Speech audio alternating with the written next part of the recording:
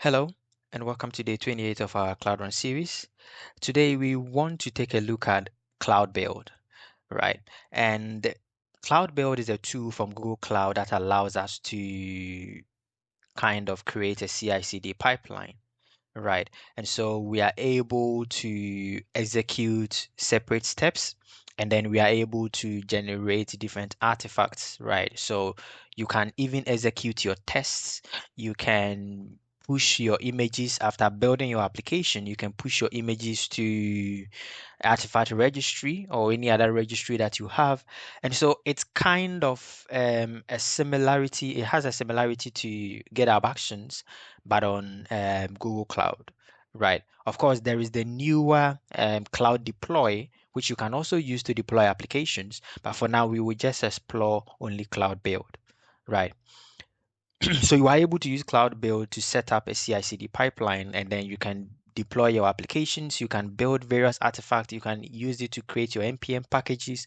So it gives you an environment that is kind of like similar to your GitHub Actions, right? Although the GitHub Actions might be a bit more complex, but we will go through and you will see that it gives us enough to be able to do our simple CI/CD pipelines.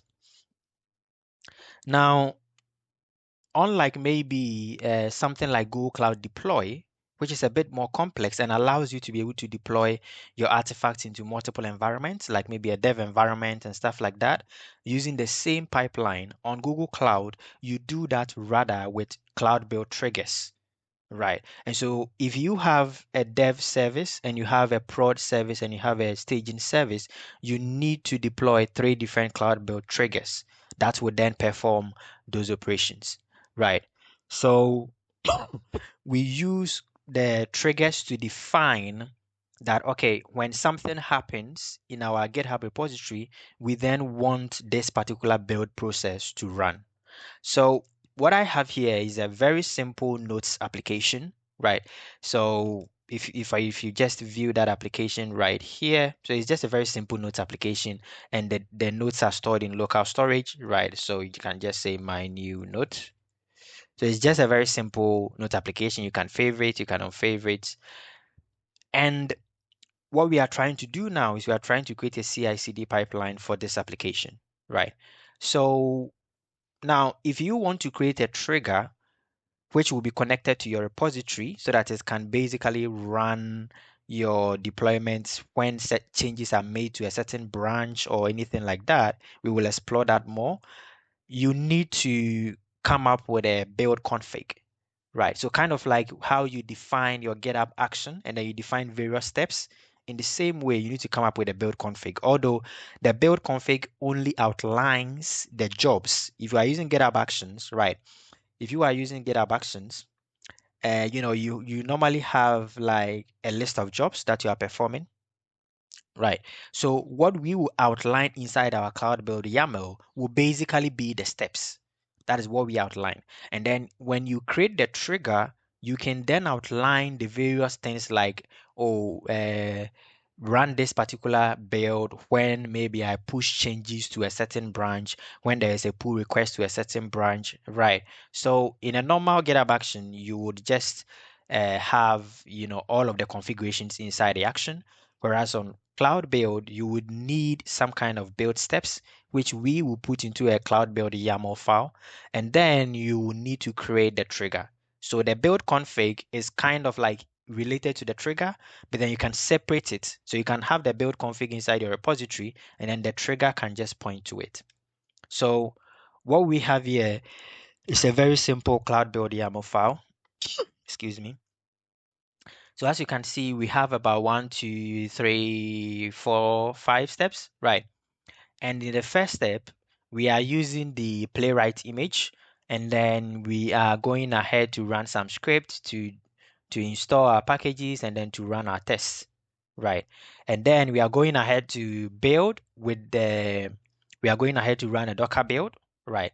Now, when it comes to each step and the image that you can use, right? Similar to how you have on GitHub that you're able to say, okay, it runs on something, or you're able to say this uses some kind of an action, right? in this situation, you can provide any public image. Right. Now, Google Cloud has done well to give us a couple of builders that you can use.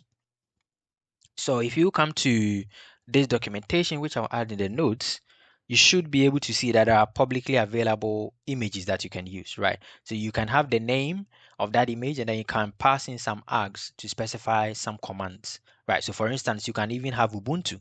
So any public image out there that you want to perform some operation in, you can use it.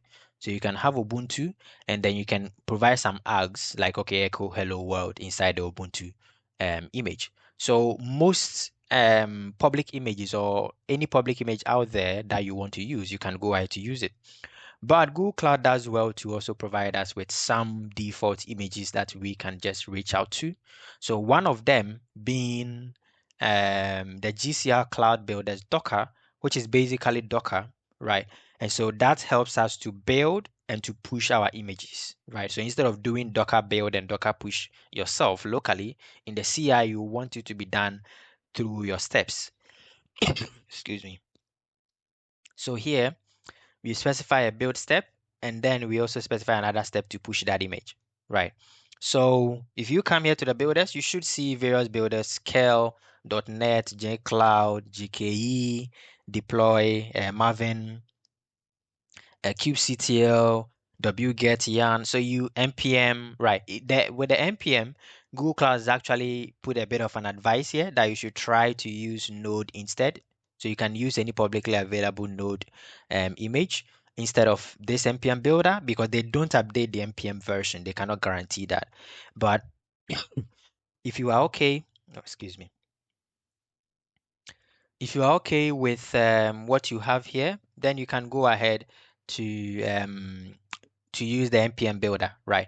So if you want to use any of the cloud builders, you just need to do gcr.io/cloud builders and then the name of that builder. So in our case, we are using Docker, right? So you can see them here. There are also some community contributed builders, including Helm, Packer.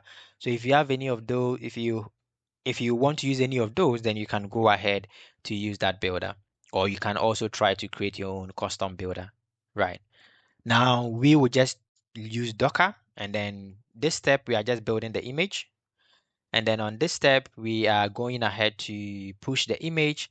And then on this step, we are using the JCloud builder to then deploy the application to Cloud Run. Now, a few things to note here is each step you can use env to supply an environment variable, similar to GitHub Actions. You have the args where if that particular image requires some commands, then you can use the args to provide those commands or those, those commands. Now, you have something that we call substitution variables, right? You have something that we call substitution variables.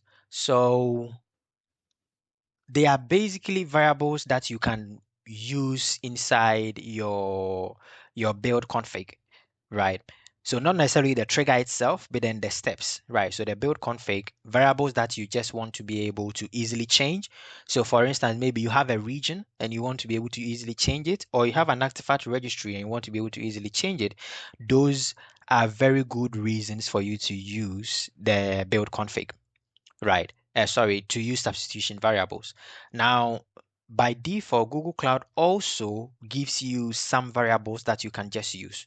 So some of them include your project ID, build ID, project number, a commit SHA. So most of the time you will see in a lot of cloud build configs or cloud build, the cloud build is the steps, right? You will see that normally when it comes to the image, right, people are normally using something like the short SHA, which is the commit SHA, right? There's the first 7 characters of your commit SHA to kind of be the tag of the image, right? To make sure that it is unique because the cloud build automatically provides that as an environment variable.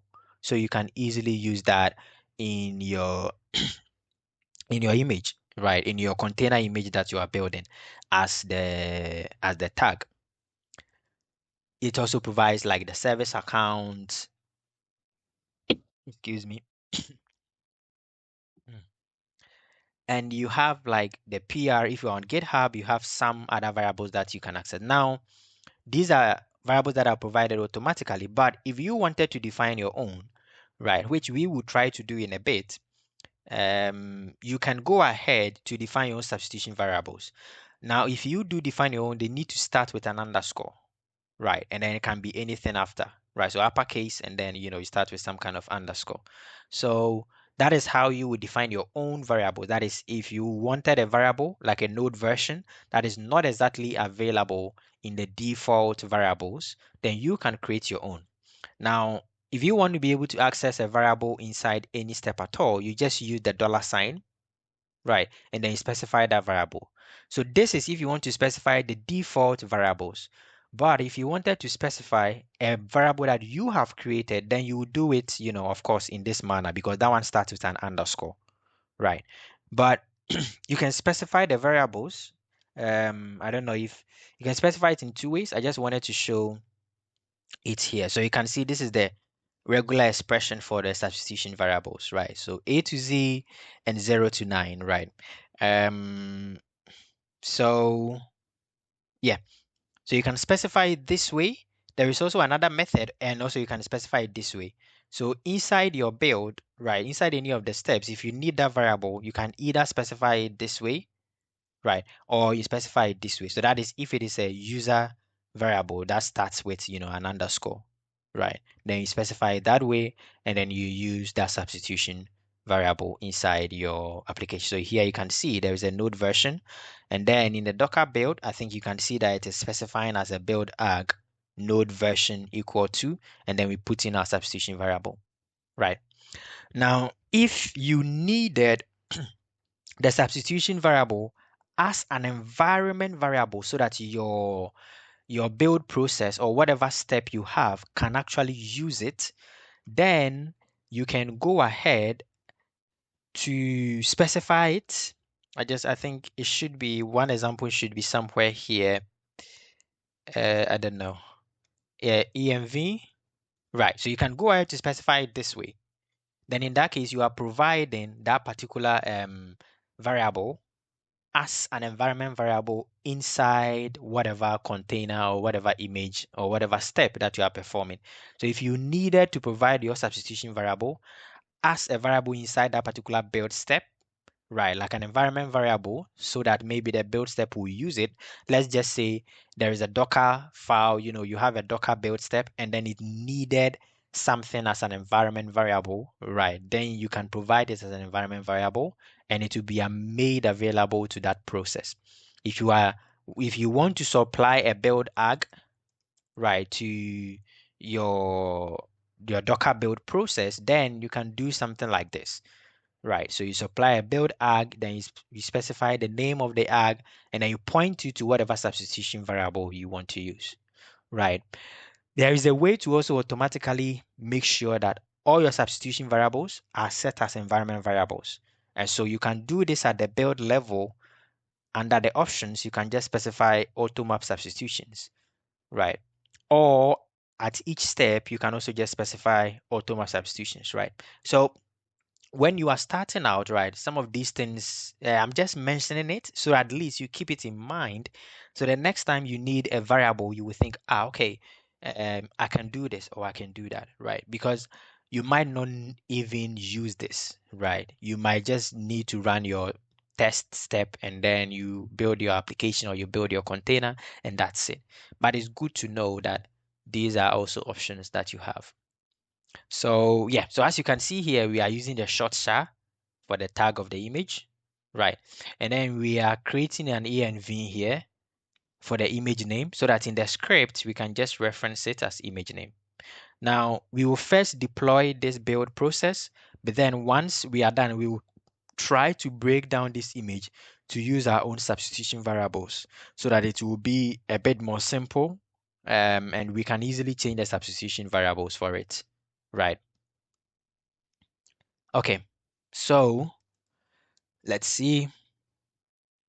So now let us go ahead to try to create our cloud build trigger.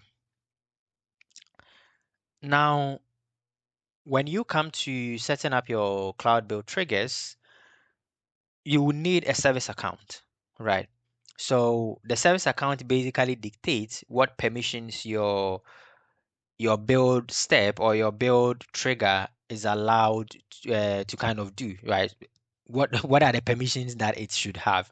So one of them might be you want it to create images in artifact registry. So you should be giving it the artifact registry writer permission. And maybe you want it to deploy cloud functions. Maybe you want it to deploy Cloud Run. When it comes to login, you can set up your process to either use cloud storage, or you can also just use just your logs, right? So your logs will not, your the logs for your build process will not go into cloud storage, but then they will be kept inside, Stackdriver for your login, right? Or you can go ahead to set it up so that your logs will go inside cloud storage. So in that case, you need to grant this permission. Now, in my case, I wanted to keep it simple, so I've just created my own service account right here. Let me just refresh because I was doing the storage admin as a test. So I have gone ahead to create my own service account for cloud build. So you can see there's Cloud Run admin, logs writer, service account user, and then artifact registry writer. That is the only permissions I needed to have.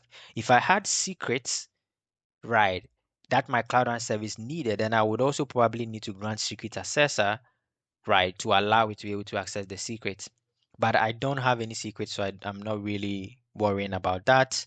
Now, you can, by default, it will use the compute engine default service account, right? But you can create your own service account like what I've done, and then you can set it as the default for any new trigger, right? So this is what I'm doing. I'm setting it as the default for any new trigger, right?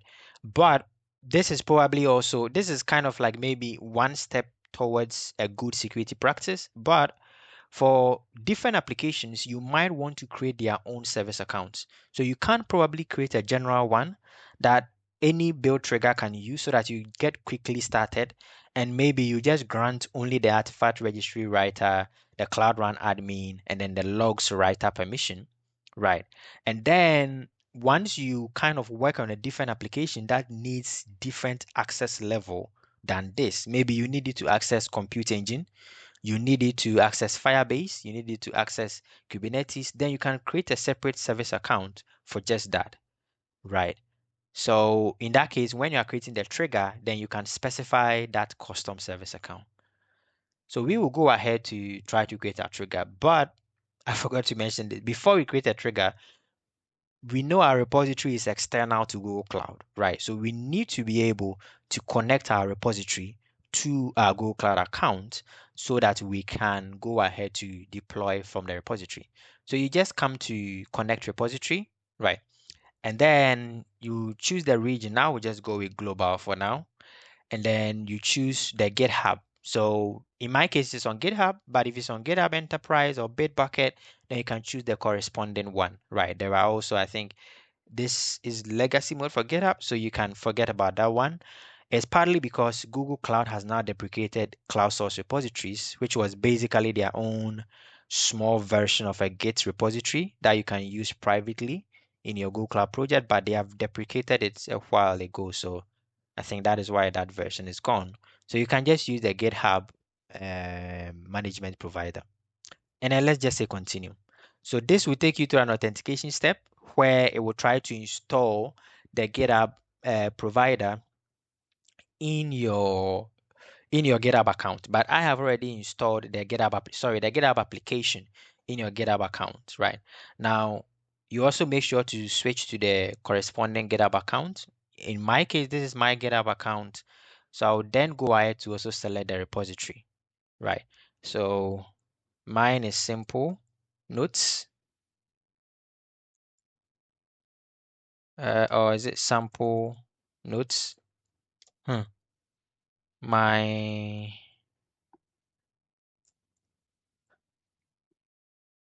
ooh, okay, my simple note is already connected. Let's see. I'm not sure what the reason is here because, huh?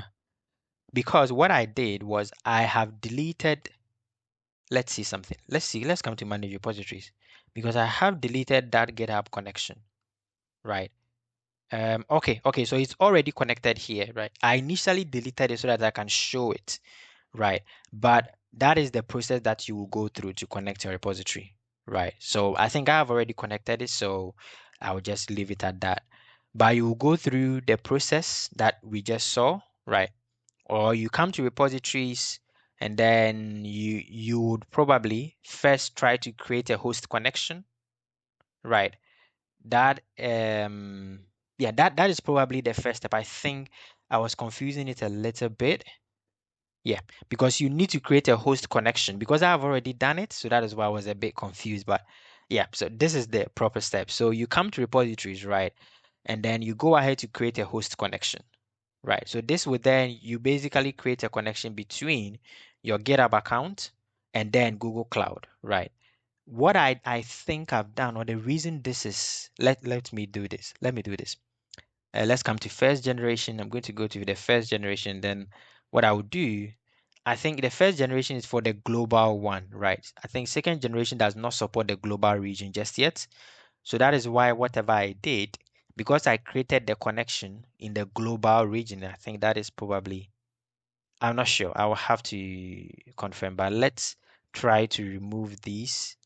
I just want to see something.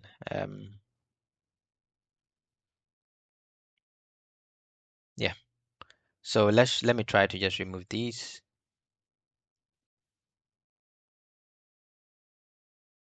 Because what you would ideally do is you would just connect to some kind of a host. So in this case, second generation, and you create some kind of a host connection, right? So I'll create this connection inside US Central,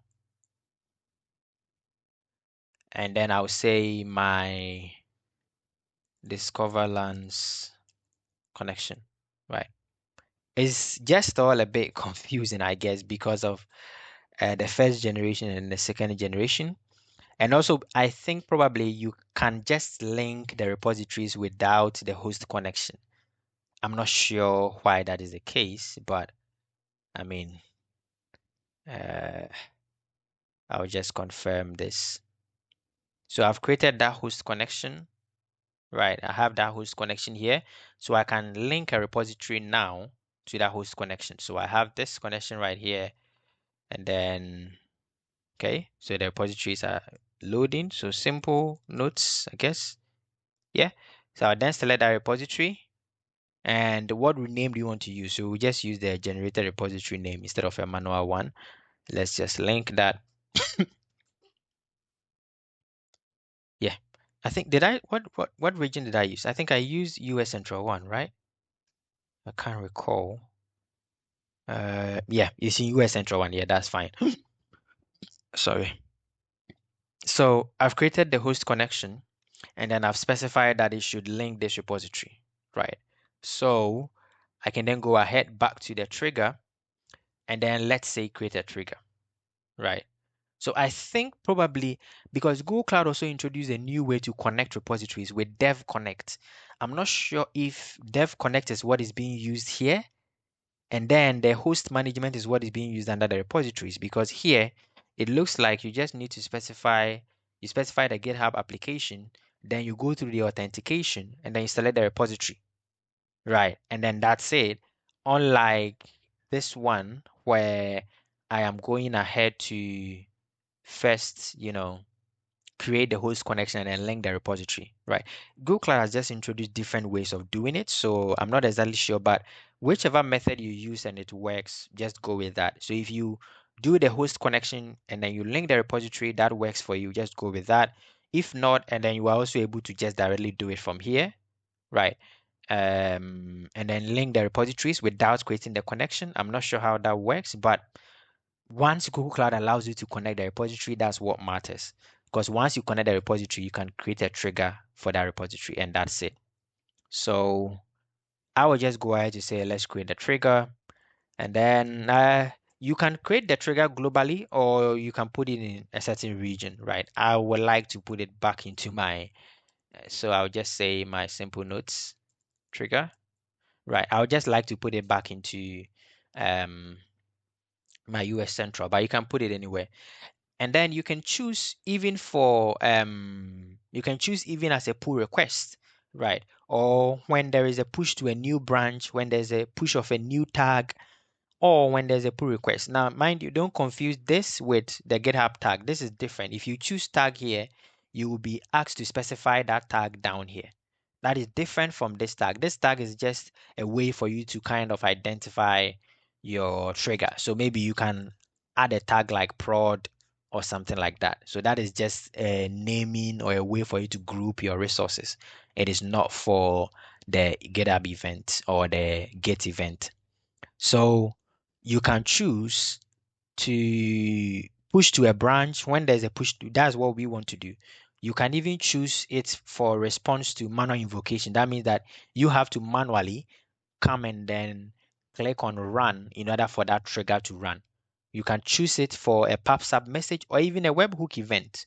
Right. So when there is a request sent to some kind of a webhook URL or some kind of a webhook event, then you want to go ahead to also do your deployment. So these are different ways that you can set up your trigger. We want to do a push to a new branch, and then we want to do cloud build repositories. So as I said, there is also developer connect. Right. I'm not sure if that is what is being used on the triggers page. I cannot tell, but you can use these different services to do the connection. We will just use cloud build repositories, and then we'll go to second generation, which is where we connected our repository.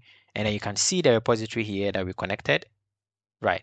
And then it will automatically populate the main branch. But if you have more branches or a different branch, you can just put that right here, right? So this is based on my branch. If I had master, it will write master, but you can change it yourself if you wanted a different branch, right? So that is what I have. And now you can then specify that you, well, what is the build configuration, right? In our case, we have created a cloud build configuration file, right? And so that is what we want to use. You can also specify to just use the Docker file. So that is the situation where you just want to build that image to some container repository, right? Container image repository like artifact registry or Docker Hub or something like that. So this is where if you just want to build the image into some artifact registry, then you can choose to use this, right?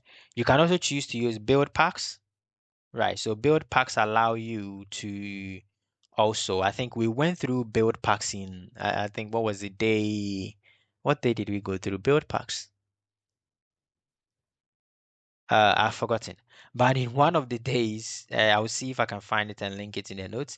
We went through build packs, and so you could also use build packs, which is basically a way for you to just deploy your application in a certain supported language like Java, Python, Go, Node without necessarily creating a Docker file, right? So Google Cloud will ensure that it just builds your image for you and then deploys it wherever you want it to go to without having to create your own Docker file, right?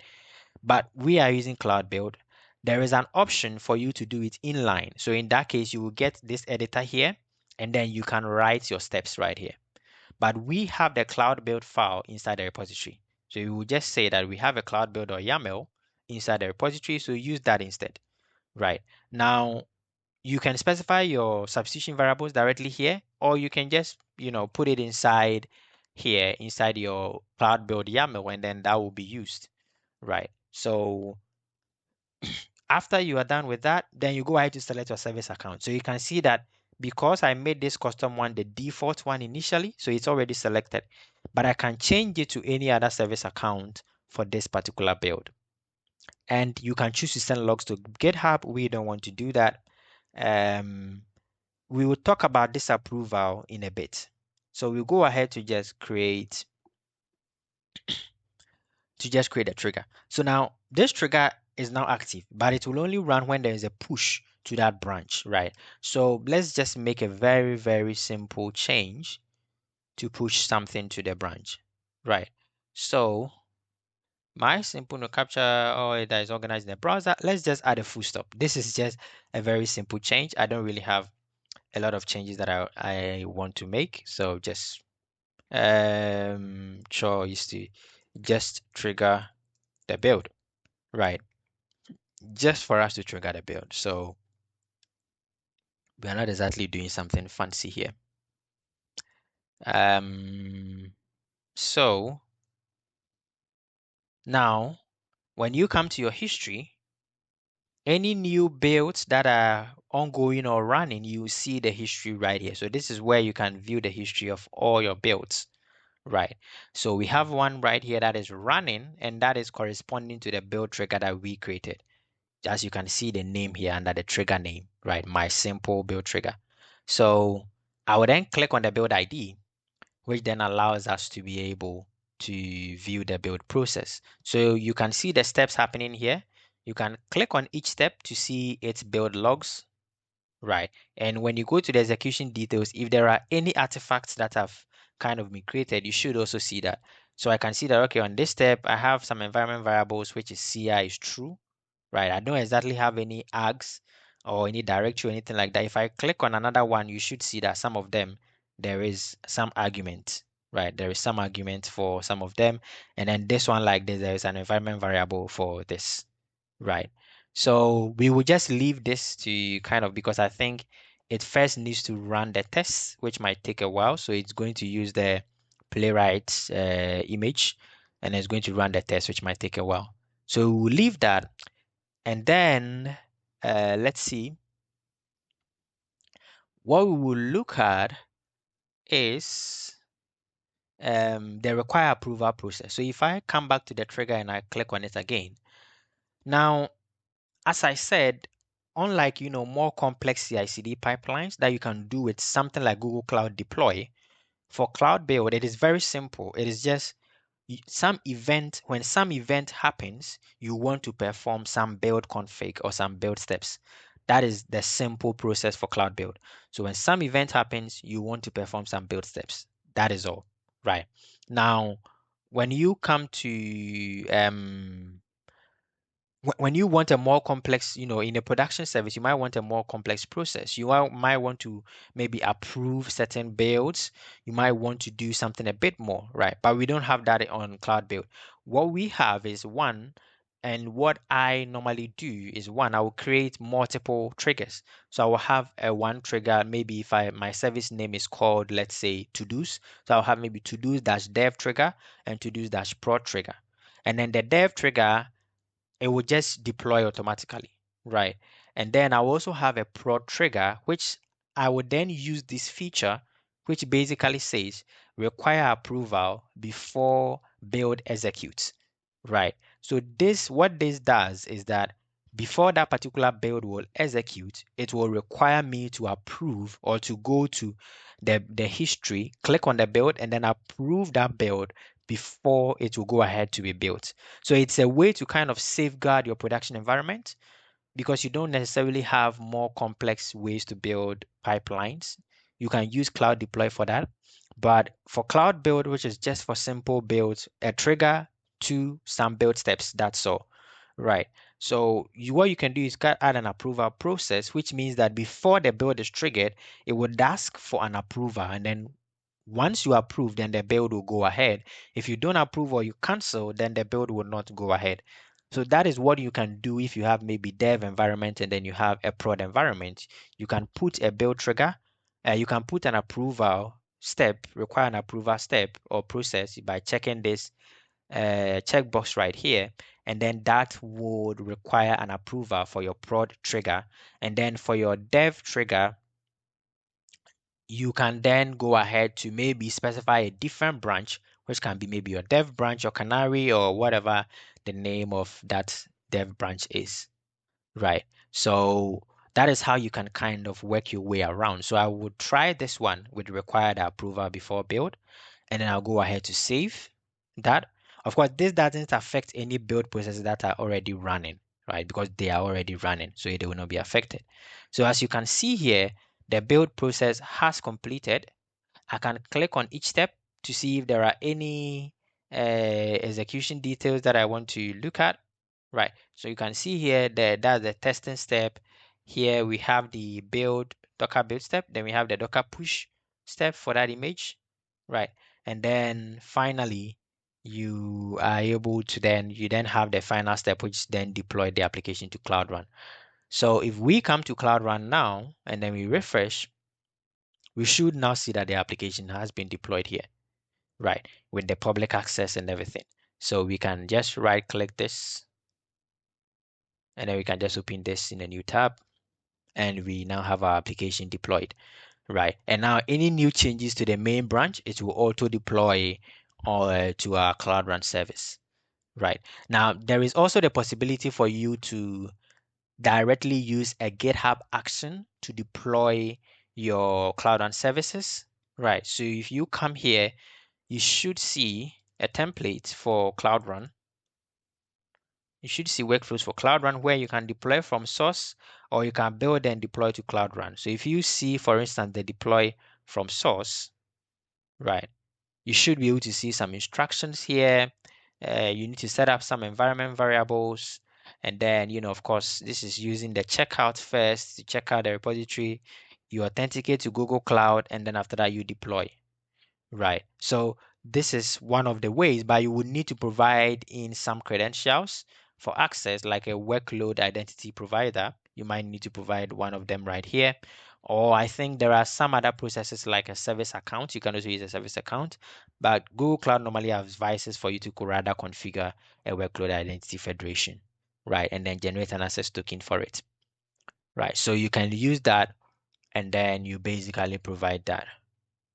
So you can view this documentation also or this GitHub project for more options. But if you wanted to directly deploy from GitHub Action to Cloud Run, that is also possible using a method like this, right? But in our case, since we are already on Google Cloud, we already have access to Cloud Build. Why not just use Cloud Build, right? Unless there is a reason we should be sticking with, GitHub, because let's just say we have a lot of actions that are already existing on GitHub, then in that case, it's best to just stick with GitHub than to go ahead to now mix and match, because now you have to manage two different deployment pipelines, one from Google Cloud and then one from GitHub.